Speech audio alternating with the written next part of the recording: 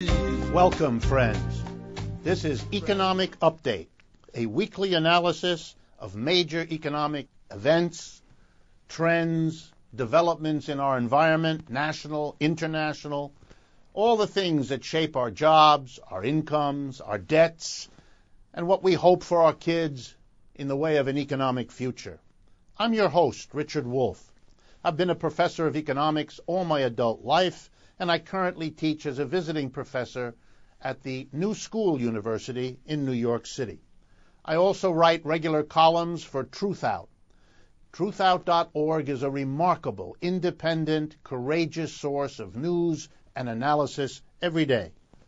Check them out at truthout.org. If the kinds of programs that we present to you each week are of interest, we urge you, please, to visit and make use of our websites, rdwolf.com and democracyatwork.info. Both of those websites contain all kinds of materials that amplify and supplement what we do on these programs. And both of those emails provide you with other opportunities. For example, you can send us your comments, criticisms, and questions. We read every one and use them to plan this program. Another thing you can do on the websites is sign up for our free newsletter that brings you materials beyond what we do on the radio, brings you up to date on the various activities we're engaged in. It's a way of having this sort of thing brought to you personally through the email system. So do please consider signing up for our newsletter. It's no charge whatsoever. It comes to you several times a year. If, in addition, you would be interested, please let us know of ways that we can make this program more useful to you. That would be a service you can provide us to enable us to provide a better service for you. And finally, please follow us on Facebook, Twitter, and Pinterest. Turning to our updates for this week before I introduce you to today's program guest. First, I wanted to bring to your attention a decision made the last week by the European Food Safety Authority. This struck me, and there was a story in the New York Times on December 18th about it. It has to do with a pesticide that has been linked in many continents now to the remarkable and dangerous death of huge numbers of bees around the world, particularly in Europe and North America. Bees, as you know, are not just producers of honey, important as though that is, but are also crucial to pollinating many, many other crops that we depend on for our food supply. So the Europeans are very upset and have begun the process of removing permission for these pesticides to be used. The Environmental Protection Agency here in the United States says there's not enough evidence. The Europeans don't feel that way. Even the National Academy of Sciences here in the United States says there needs to be more research because the evidence is already sufficient to warrant that. I want to tell you two things. First, where this pesticide shows up, and then what's at issue here. The pesticide shows up in lots of the regular sorts of powders and sprays that people around the world use for their vegetable and flower gardens. Bayer, the huge German pharmaceutical, produces Bayer Advanced Fruit, Citrus, and Vegetable Insect Control. That's available widely. It's sold, for example, at Home Depot stores across the United States. It contains this contested pesticide. And the other is the Ortho brand flower, fruit, and vegetable insect killer. If you use either of those, you should be concerned, since one of the effects is not only to kill the bees, but also it is now suspected has very bad health effects for children. What's at stake here, really briefly? What's at stake here is conflicting motives. The motive of the drug companies, Bayer and so on, that are heavily involved, and there are several of them, is obviously profit.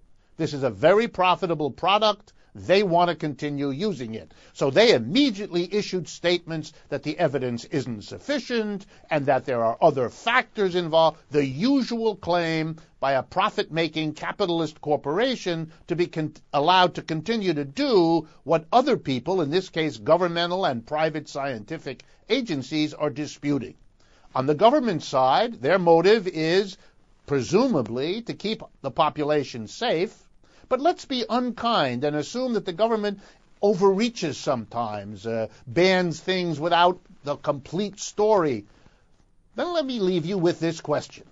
Which do you want to happen? Do we want to err on the side of what's profitable for pharmaceuticals, or do we want to err on the side of what maybe overactive government oversight might be doing to us? In one case, we get sick and worse. In the other case, well, I leave it to your judgment to decide which way this one ought to be decided. The next economic update is I want to talk about a number of political events, all in the last week or so, that suggest a change in the way increasing numbers of people around the world are responding to the economic crisis that is now entering its 7th year. 2007 December is when it officially began, and we're now in December of 2013. So we finished the years we've had, 6, and we're heading into 7. So let me give you a roundup of 3 different places in the world, 3 different countries, where things are happening that came to a head over the last week. First, Chile in Latin America. A candidate there, Michelle Bachelet, I hope that's how it's pronounced, won the election there with over 62% of the vote, virtually a landslide, a 2-to-1 margin over the pro-Pinochet candidate against whom she ran. She was a leader of Chile before and has had a few years working in the United Nations in their program for gender equality, came back out of the UN job and ran and won in Chile. It's very clear she's committed to massive reforms, and the substance of those massive reforms, and this is what I want to stress, is doing something about the unacceptable level of income and wealth inequality in Chile. That was the number one issue in the campaign. She took a strong position on moving away from the levels of inequality that they have now and towards levels of equalizing income and wealth, with some particular attention, I might note, to making education affordable in Chile, which was a struggle that the student organizations in that country mounted massive demonstrations over the last couple of years to fight for.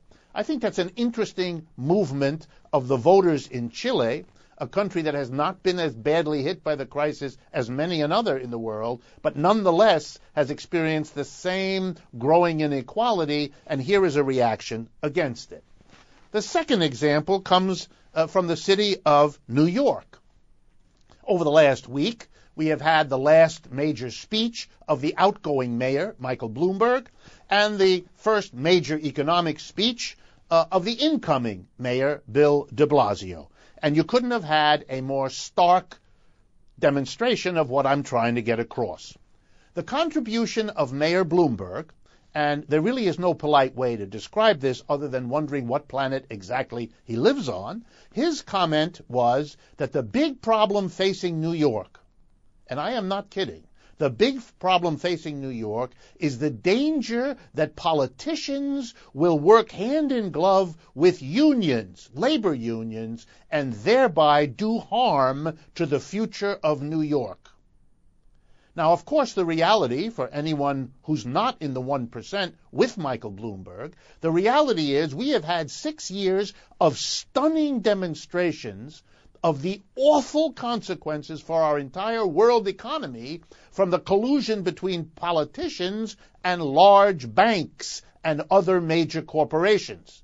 No one in their right mind would connect this crisis with the collusion between politicians and unions. Unions that in this country represent a small minority of all workers, public and private. But in the life and the mind of one part of the politicians of this country, like Michael Bloomberg, the big danger is politicians and unions. For almost everybody else, that's a bad joke. And to the credit of the incoming mayor de Blasio, like with Michelle Bachelet in Chile, he made it crystal clear that the problem is exactly the opposite, that we have a long history of the key collusion between politicians and those at the top of the economic ladder and not labor unions. And my third example comes from Italy. There is a remarkable movement there called in Italian I forconi, and that is the roughly translation into English, the pitchforks, like farmers carry.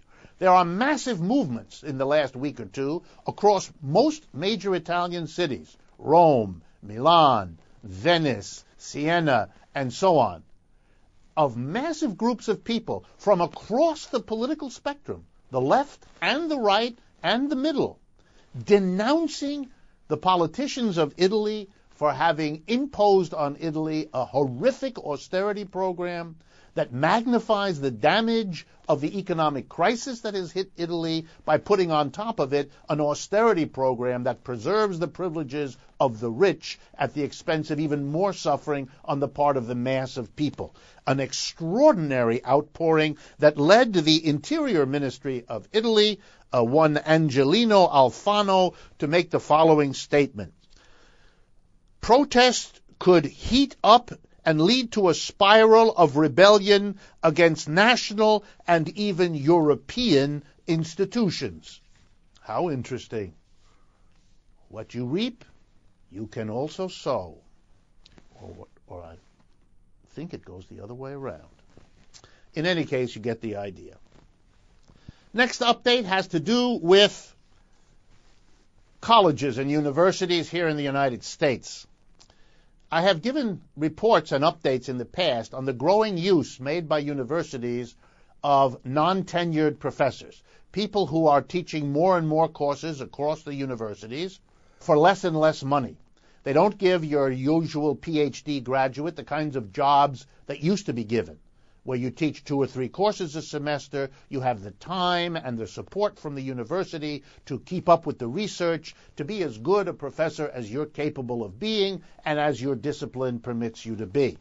These kinds of jobs are disappearing, and they're being replaced by a kind of job called adjunct. This is a person out of graduate school with a PhD, but who's not given a tenure-track job, who is not in fact hired as a regular faculty at all. They're given a specific job of teaching 1 or 2 or 3 specific courses. They're paid per course. And if there are not enough students, they don't get paid, the course doesn't fly. And they're paid much, much less than professors used to be. They do not qualify for tenure. That is, they cannot get job security. And the statistics are off the chart. We have literally replaced the majority of what used to be tenure-track positions for professors with these young people, particularly, although they're now getting older too, who have 5, 6, 7 jobs, teaching 5, 6, 7 courses, often at 3, 4 different universities in an area, running back and forth between them, no time to keep up with their profession, no time to barely do their teaching, underpaid, hassled, forever looking for jobs somewhere else from which they can live, and on and on. That story is bad enough, but I had to add the latest statistics provided by the Chronicle of Higher Education, the leading newspaper in the United States that covers college and university activities. And they had a lovely report this last week about the payment to the presidents of the 10 highest paid presidential positions in universities. And this is for the year 2011, the most recent year for which it's available. Coming in at number 10, Yale University paid its chief executive, Richard Levin, $1.7 million a year.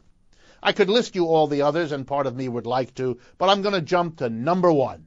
Americans and the world are always interested in number 1. Number 1, Robert J. Zimmer, University of Chicago, who in 2011 took home $3.6 million. So if young people who are adjuncts are barely able to cobble together a life while doing more teaching than was ever demanded before, if they're wondering what the universities are doing with the money saved by underpaying their teachers, well, now you know. One wonderful use is to provide these sorts of salaries to the people at the top. Next update, a tale of two orchestras.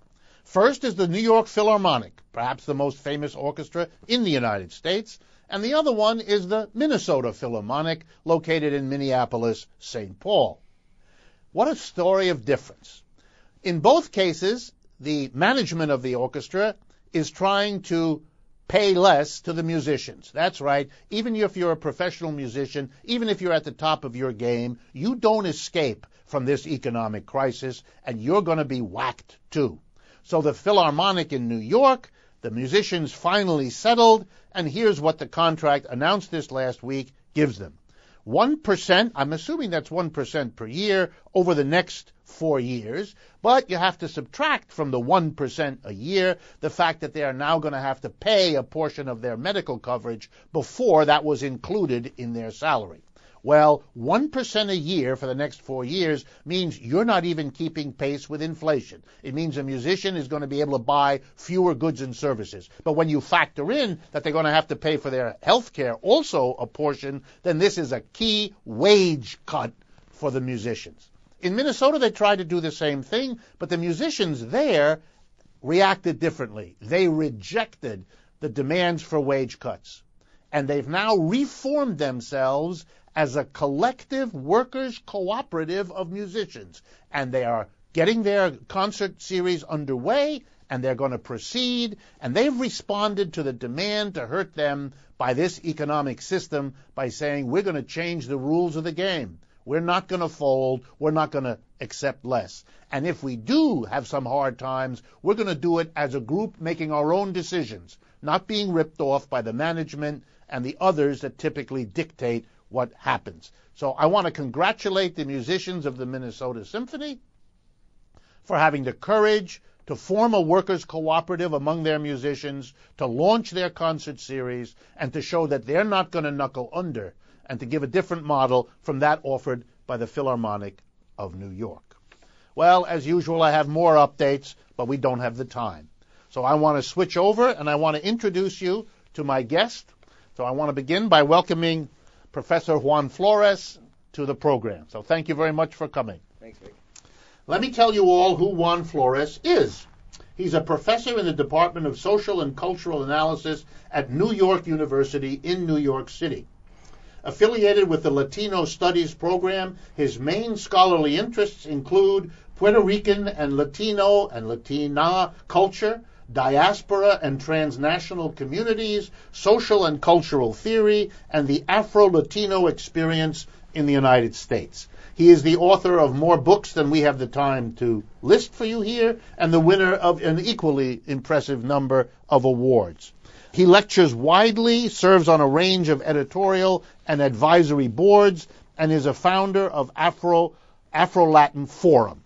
So this is a person with a long, personal and intense interaction with the Puerto Rican community, both on the island, in the United States, and generally. And so I wanted to invite him, and he was gracious enough to come, because I want to talk about how the American economy in general, but this crisis of the last 6 years in particular, has impacted the Puerto Rican community, both on the island and here. Because in many ways, it gives a stark and clear notion of what some of the social costs are of how this system works and how this crisis has done that or shaped that. So let me begin by the biggest difficult question.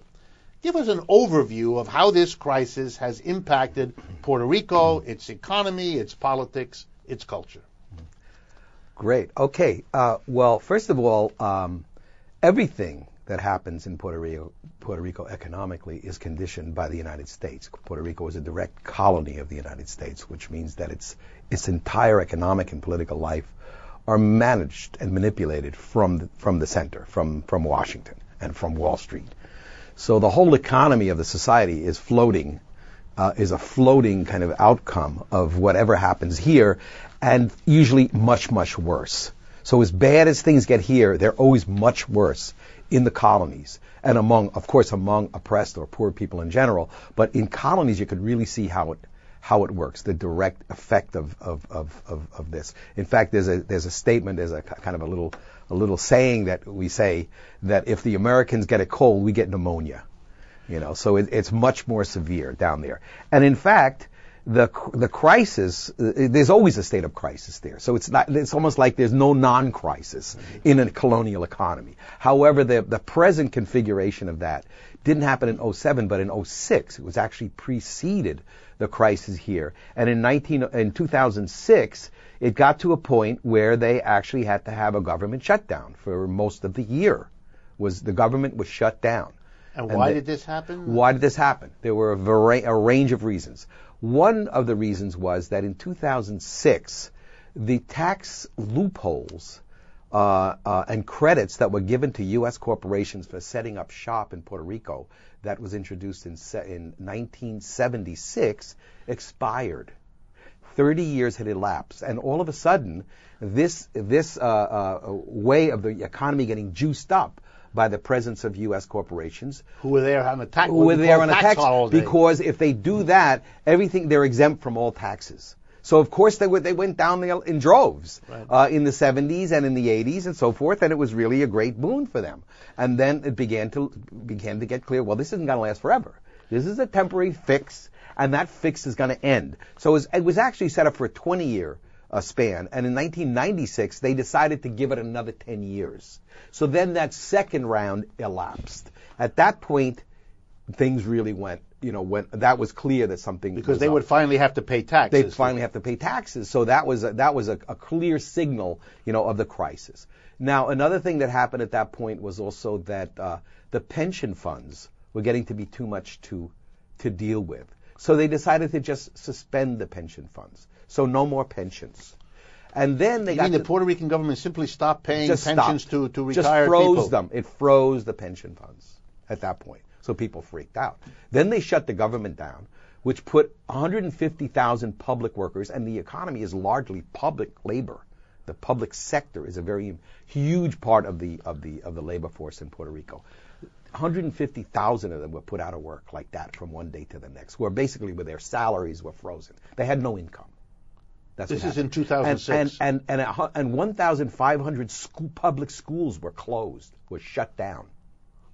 So this was the crisis that happened at that point. And then a lot of it, you could see as it was transpiring, was about these kind of ongoing political infights between the two political parties that rule the country. So similarly to the way the Republican Democrats here kind of reach a point where things are paralyzed. Right. Nothing can happen because their main interest is outdoing the other and undermining anything that the other might do that might be seen as positive. Right. So all that is going on at a very high level amidst a level of corruption and scandals. The newspapers in Puerto Rico are filled from the front page through with the scandals of the politicians. They're just remarkable. It's like a mafia runs the country in either party. And like the Democrats and Republicans, there's not a whole lot of difference in terms of what role they play in the society and what relationship that they have to the economic leaders of the society. So they're both in the pocket of that. Compound this then with the fact that the political status of the country is a colony. It's directly subordinate to the United States, right? That nothing really happens there that is not manipulated and controlled from above. There's no state. There's a government, but no state. There's no. If you go there, you use American dollars. Right. They don't have any currency. They don't have citizenship. They're all American citizens, but not second, but third or fourth or fifth rank citizens. So that's the kind of situation that emerged in 2006, even before it hit here. Then when the crisis hit here, all of that got even worse. So things just kept on spiraling downward to this day.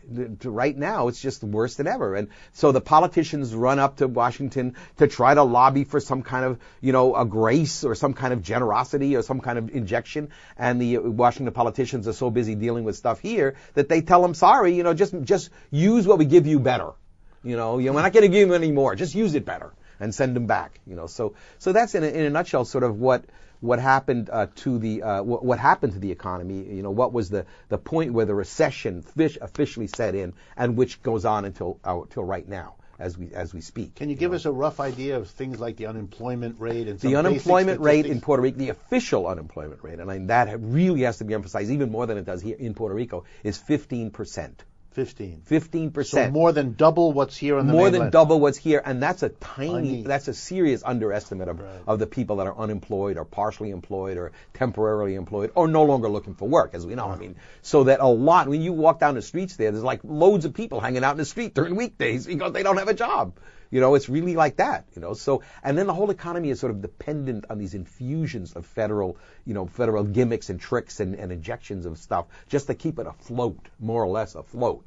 Although there was an article that came out in the Washington Post, a historic kind of article, front page recently on November 30th. Here we are, less than a month later, called "An Island Adrift in Economic Distress." That was the front page article with inside a full double page all on Puerto Rico on the present situation. And what was the thrust of that? And the thrust was the place was simply untenable. I mean, it's just you can't live there. The level of debt, $70 billion, higher than any state in the United States by far. It leaves both the unemployment level and the level of debt, public debt, is double what it is for anywhere else in the United States. I mean, it's that bad. So, but the thing is about But in a sense, you've explained that, because if you give a tax holiday to the corporations that come into your state, and you do it for 30 years, you're depriving the government of all the revenue that kind of economic activity should and would normally provide. So what you've done is you've substituted public borrowing by the state to get the revenue. So in effect, they're borrowing in the public to subsidize those corporations.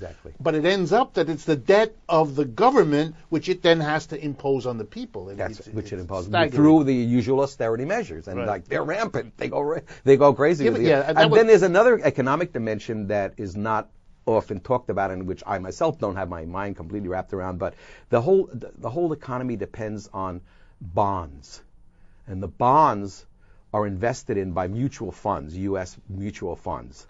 And those bonds are particularly alluring, just like the alluring of the tax-exempt corporate situation for the industries, for the U.S. industry, and chemical industry in particular, and petrochemical industry in particular, is that these bonds are also tax-free. So the mutual funds are really attracted to getting, soaking up these bonds. The thing is that a lot of the muni funds here for public workers in the States are those same mutual funds. So those bonds are getting to the status of junk. Now they're qualified. Just in the last week, they've been classified as junk.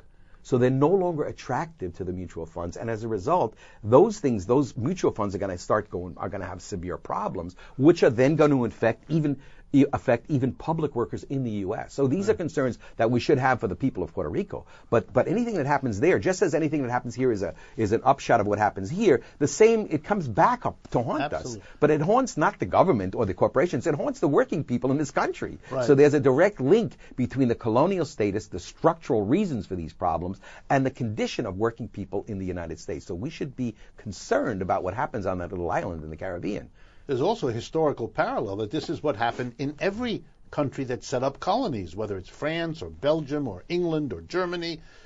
The colonies were ripped off, and then when you couldn't rip them off, when you come to the end, it became clear that there were ways in which the inability to squeeze more out of the colonial meant that the system now had to go back and squeeze more out of its own workers. So in the end, the workers in the metropolitan country thought that maybe they were better off than those poor brothers and sisters in the colonial, but they were really caught in the same web when it finally breaks down. And we're going through a period where that system that was in existence for all those years is breaking down. And so you're pointing out the way, in this case, the same burden shared by the workers there and here is being played out. Another dimension of that is that this crisis, the recession, and ever since the recession, and as it gets more and more severe, more so, has generated a huge outflow of people from Puerto Rico, another wave of emigration to the United States.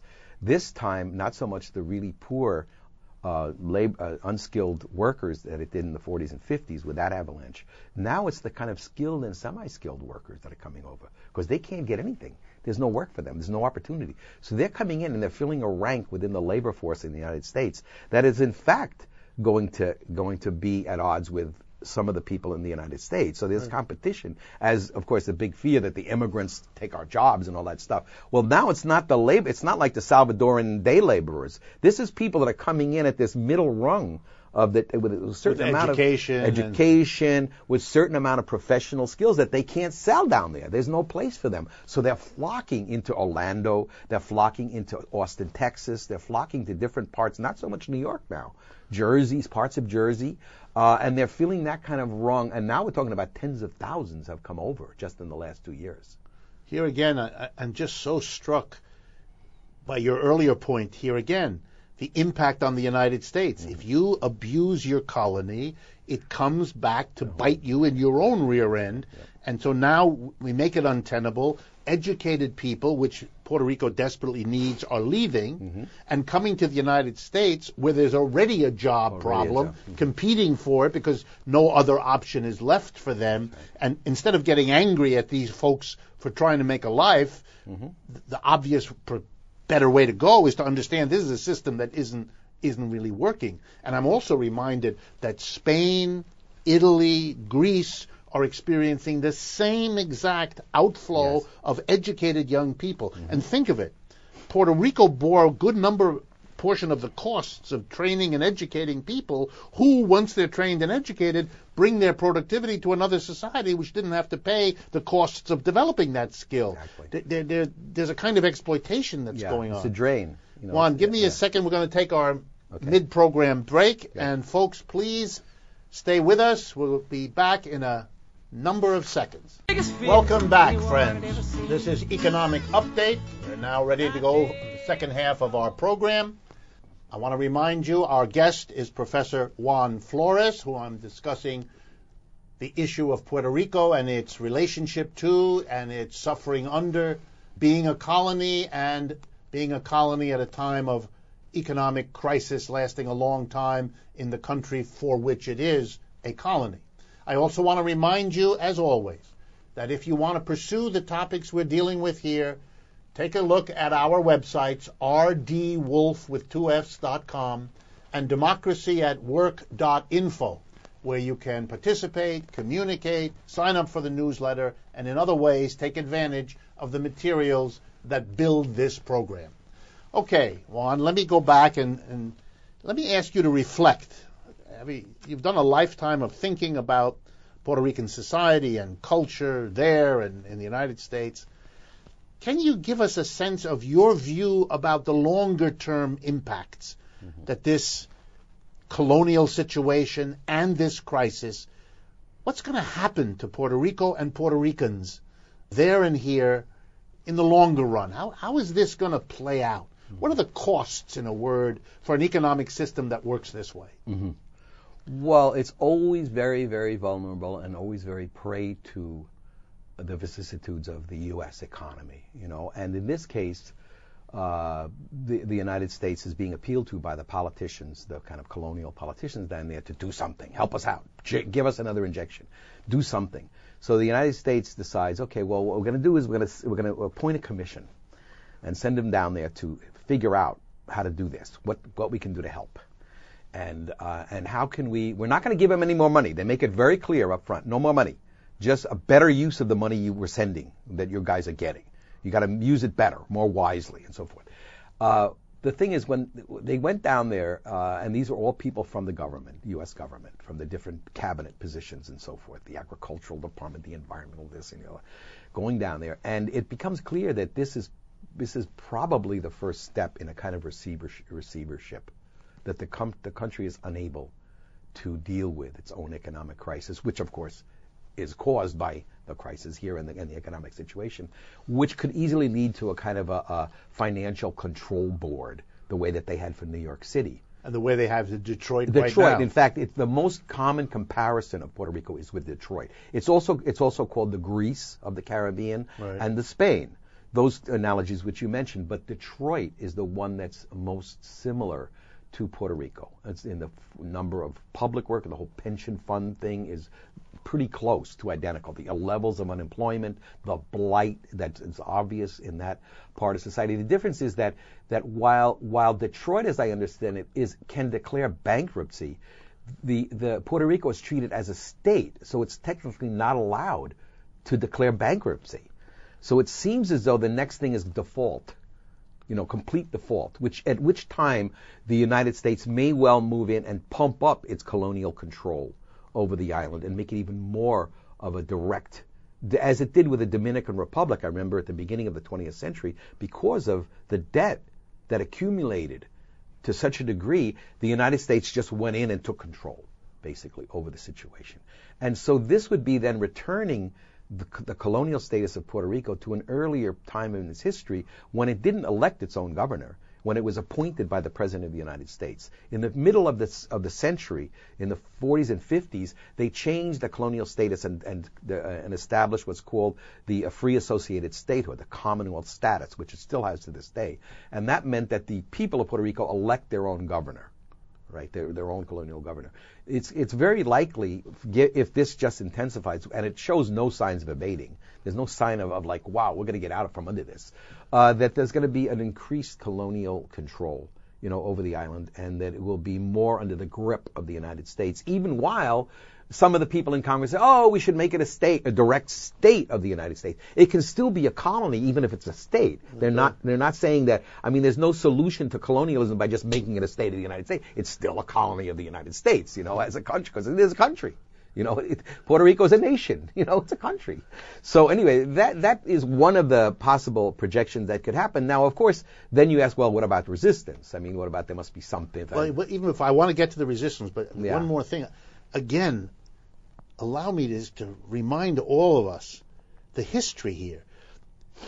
Puerto Rico was a colony. Mm-hmm. It was decided that it's inconsistent for the United States to have colonies, given that it went through a violent revolution against Britain to stop being a colony itself. Yeah. And that we were supposed to believe that the United States was against colonialism of the sort that the Europeans practiced. And so we gave to our colony this peculiar Commonwealth status where it elects its own government and has some of the trappings of self-determination. What you're saying now is that the economic system, capitalism, is unable to sustain this arrangement and moving back in a clear reverse historical undoing of that, going back to being a crudely, clumsily subordinated society being dictated to by the United States is going backwards historically, just like we're going backwards in the distribution of wealth and income. We're going backwards, and this story of Puerto Rico is a wonderful case study of that historical reverse direction. Because capitalism can't sustain the colony. It's been floating along with all these gimmicks and injections and pumping up the economy just so that it remains afloat and so that it looks good compared to the rest of Latin America, compared to the Dominican Republic, compared to Cuba, which are the immediate comparisons. Haiti. So wow, you have this, this showcase of democracy, and it was the beacon. All of that, and all of that is now out the window. It was all out the window because it was all pumped up on gimmicks. It wasn't because of a robust economy by the people, by the society itself. It was all just depending upon these little ploys that came along as time went on. And the tax holiday for those companies. And then it created this veil of sovereignty, of like, oh, they're managing their own affairs, while they're being told at the same time the Puerto Ricans are really incapable of governing their own affairs. And that was always the kind of the under. So it's a deeply hypocritical relationship. It always has been. And in the 30s, where you have the precedent to this, there was the crisis, okay? At that time, in 1934, the country went wild with strikes, huge strikes, all across the sugar plantations that ruled the economy of Puerto Rico. The Nationalist Party for Anti-Imperialist Party, and then the Socialist and Communist parties formed then. The Communist Party was established in 1934 in Puerto Rico, and it was on the basis of the huge, massive strikes of the sugar workers throughout the country. The economy was paralyzed, not because of the economic situation that caused by the U.S., but because the people of the society were revolting against that relationship. So then what happened was there was an accommodation. Let's industrialize. So because the agricultural economy was proving unsustainable and too labor intensive. So you're going to have this huge excess of workers when you industrialize. What are you going to do with them? Sterilize the women and emigrate them to the United States. That's why by the end of the 40s you had this huge avalanche of people coming over here, by the thousands every day. Because there was no work there. Because there was no work there. So they planned, and this was all coordinated with the corporations here and the government, the puppet government in Puerto Rico, plan how to outmove these people, bring them up to New York where they're all going to find employment. Meanwhile, the economic base of New York City was falling out from under it. So they come to a situation where, what is the outcome? Welfare. The outcome is massive unemployment, ghettoization of the community, and so forth. And that's what you have to this day in the South Bronx, El Barrio, poverty-stricken neighborhoods, where still, even though there has been some gain by some Puerto Ricans, and they always broadcast the gains and how people have 2-car garages and they live in Florida and all this stuff, the massive, overwhelming majority of Puerto Rican people are living in dire straits, seriously dire straits. Is there, in the time we have remaining, is there any kind of renewal of a resistance movement? You mentioned the one in the 30s. Right. Here we have Big another time. crisis threatening dire future for Puerto Rico. Right. Whether on the island or in New York or elsewhere in the United States. Is there some sign of a developing criticism and a movement to oppose this kind of development and to come up with alternatives?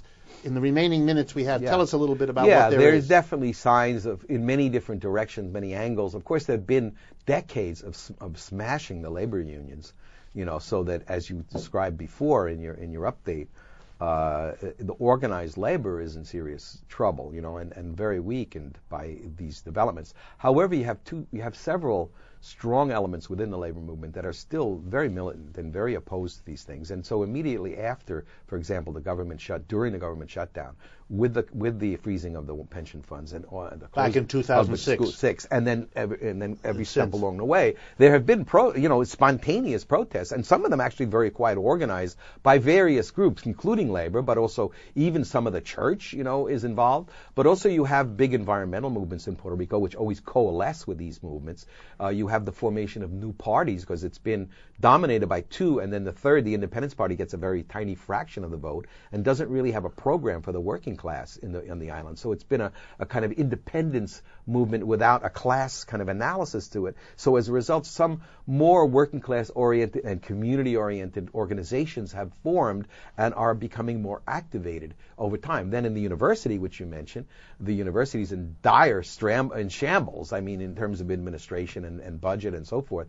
There's been massive strikes of students. Just a couple of years ago, the whole thing was shut down. All the various campuses of the University of Puerto Rico were shut down, which has then caused serious austerity measures at the university, so that the professors have been deprived of their vacation times. Their tenure things are much more questionable, as you were saying. Adjunct replacement and substitution by part-time people is all over very widespread. Travel money for research support gone. Teaching responsibilities increased hugely, double what they used to be. So it's a very difficult situation. But Puerto Ricans are used to struggle. They have a long history of struggling against domination. So things do crop up and movements do emerge. In spite of the very difficult situation that there is, there's a legacy of this. And when you know the people down there and you talk to them, they're determined, to fight back. They're just going to take it lying down. I know it's pure speculation, but give us an idea of what you think is the most potentially hopeful movement to change all of this. direction? Well, the movements that have been most vocal and involved the most people have been kind of, in a way, deflections from the economic. You had Vieques, which is economic, but they were complaining about situations on that little island that are just as serious on the big islands, but they were more symbolically laden. Yeah. Then you have a big movement to free one of the last of the political prisoners, Oscar Lopez, right now, as we speak. Big marches and demonstrations to free the political prisoner. They've got a bunch of the other ones freed over time. They've gotten clemency. They're back out in the world and so forth and so on. So those are all good. You know, you don't want to poo-poo them. And they do, in fact, agglutinate. All the population gets in behind it. So you have this sense of national pride and national conviction. But it's not really directed at the day-to-day problems that people live in Puerto Rico. People living on plastic, on credit cards, and debt, incredible, being swallowed by debts. In the society. So they're kind of, as I say, they're kind of deflections from the crucial political issues and economic issues of the society. I think when that energy gets channeled over and they address it head on, not so much by saying we got to be independent, because that has also drawn a lot of energy away from dealing with the day-to-day issues, the economic issues that are facing people in their everyday working lives. When that energy is pushed in that direction, and that is the basis for a movement for independence, I think that there's a chance that there could be dramatic changes in the status of Puerto Rico. Juan, it's been wonderful. Okay. Yeah, all right. Nice to Can you come back some point? Absolutely. And give us an update? Oh, yeah. Thanks for your updates. I really appreciate them. Okay. In the remaining time we have, I'm going to respond to some of your questions, as we often do. I really found Juan Flores' discussion historically and politically exciting to understand. It's the first step in overcoming a problem like that, is to understand it and to see it. And it's a comment, it's a way of looking at our economic system from the standpoint of a particular place, Puerto Rico and Puerto Ricans, that helps get the picture right and avoid the glitz and hype that normally covers this topic. Okay, first of the questions that I want to address. The Bitcoin. Many of you have written to me about the Bitcoin movement. So let me explain briefly what that is and where it's going. Bitcoins are a kind of virtual currency. They're produced by a computer program, and a group of linked computers have developed this kind of money. It's not a money issued by any government, and therefore it's not a money under the control of the government. So on one level, this is an attempt by private people using the internet and computers to set up a free, open, unregulated money substitute. And as such, it's part of many movements to get around government controls and around corporation monopolies to create a freer space for economic transactions. Given that governments, usually in cahoots with banks, big banks, control currencies around the world, it's not at all surprising that governments and banks have been very hostile and leery about this Bitcoin movement. But the money keeps circulating. It's been going on now for several years, got a real boost since 2009. It is now traded around the world. You can buy and sell Bitcoins, and you can increasingly use Bitcoins as a substitute for money. For example, WordPress.com, a very important computer company, accepts payment in Bitcoins. So does the dating website OkCupid, and there are others. So that it's now possible to enter the world of Bitcoin, get some Bitcoins, buy them, and use them to make payments. And in the process, get around government regulations, get around the need for the person you're paying with Bitcoins to give any share of it to MasterCard or Visa or anybody else who dips their fingers in the normal money movements. So it is a phenomena, but I must say there are two things to keep in mind. One, because it isn't controlled by any government or the banks, it oscillates wildly. It moves up and down, sometimes as much as 40 or 50% in a matter of days as to what it's worth. So you could buy a Bitcoin and see it lose an enormous amount of money. Therefore, it's a highly speculative thing to go into. And finally, governments are hostile to it. The Chinese government in this last week has basically forbidden all kinds of uses for this Bitcoin activity. Those who defend it think that it'll get through these hard times and that we're going to have a growing, let's call it independent, non-governmental money alongside the money that we're used to. And that will change many things. So that's where this Bitcoin discussion now stands. Second question that you are interested in has to do with Detroit, again, as it came up in our discussion with Professor Flores.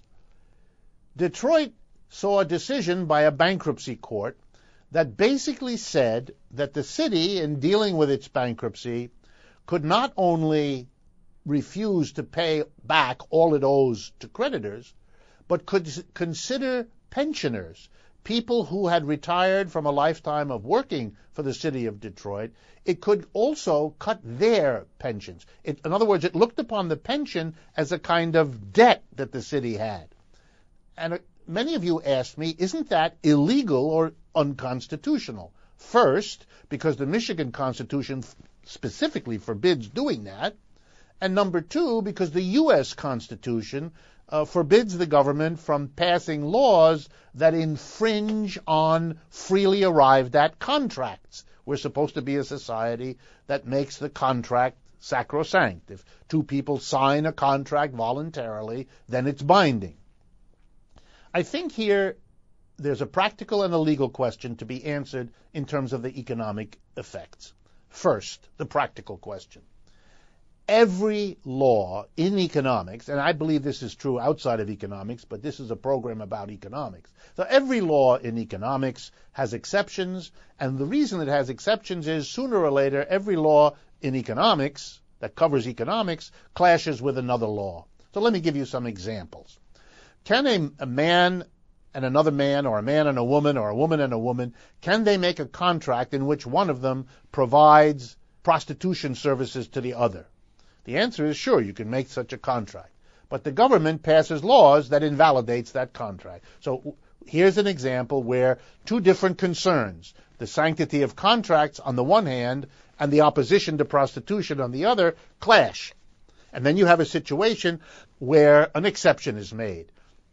The government observes the sanctity of contracts except when they cover prostitution. Another example is the law of eminent domain. The law of eminent domain says a city can, if it needs it for the benefit of the whole community, overrule the private contracts of individuals. So, for example, you own a piece of land in a town, and you'd make a contract to sell it to John. But the city comes in and says, no, we want to buy it instead of John. They can use the power of eminent domain to invalidate your contract with John and force you to sell the land to the city. So there are examples that are in our system, and even though they, on some technical level, contradict a state or even the federal constitution, there's plenty of precedent to try to handle what is inevitably the case, which is there are all kinds of contradictions you didn't foresee when you passed the law, but that confront you in the reality of life. And I think what you're seeing is the power of politics and the power of the capitalist system in Detroit. This is a city that was destroyed by the decision of major capitalist automobile companies to make more money by moving production away. They were free in our system to do that. They are free enterprises. Our system also enables them not only to move freely where they can make more money, but to be required to pay none of the costs of the immense damage to countless people that their free enterprise decision resulted in. They're free to go, and they're free to avoid paying for the disasters that their decision makes. Now, you can call that into question, but that's what the free enterprise system enabled them to do. So now you're left with a disaster. How are you going to handle that disaster? You could, of course, go and tax those wealthy people in and around Detroit, those corporations still busy there, in order to tax those who are most able to pay. But then you're afraid that as free enterprises, they'll leave to avoid the tax. You're caught. And what that means is you're stuck in a system that doesn't give you any wiggle room to solve your problems. So what is it that Detroit is going to do? The reaction to the decision of free enterprises to leave, Ford, General Motors, Chrysler, and so on, is now going to be supplemented by a decision not to tax the remaining corporations and wealthy for fear that they'll do the same thing. So what are you going to end up doing? You're not going to pay a pension to a retired teacher or police officer or firefighter. And that, of course, is going to have horrible consequences for them, for the stores that depend on them, and so on. So this is a system that is forced to be dysfunctional, to let a city be destroyed, to be unable to solve the problem except by doing self-destructive cruelty to the people least able to defend themselves. That's what the bankruptcy decision in Detroit means. And that's why it's not just a critique of the law. It's not even just a critique of that bankruptcy judge. It's a critique of a system that keeps making folks, whether they're businesses or workers or unions or judges, make decisions that are socially destructive because they have no other way to go. When that happens, it doesn't pay to get angry at the law or the judge. The problem is a system that leaves us no other choices than these, and these are unacceptable. Thank you again for your time. We've come to the end of the program. This is Richard Wolff. The program is Economic Update. Please remember our websites and to follow us on Facebook, Twitter, and Pinterest. And I hope to talk to you again next week.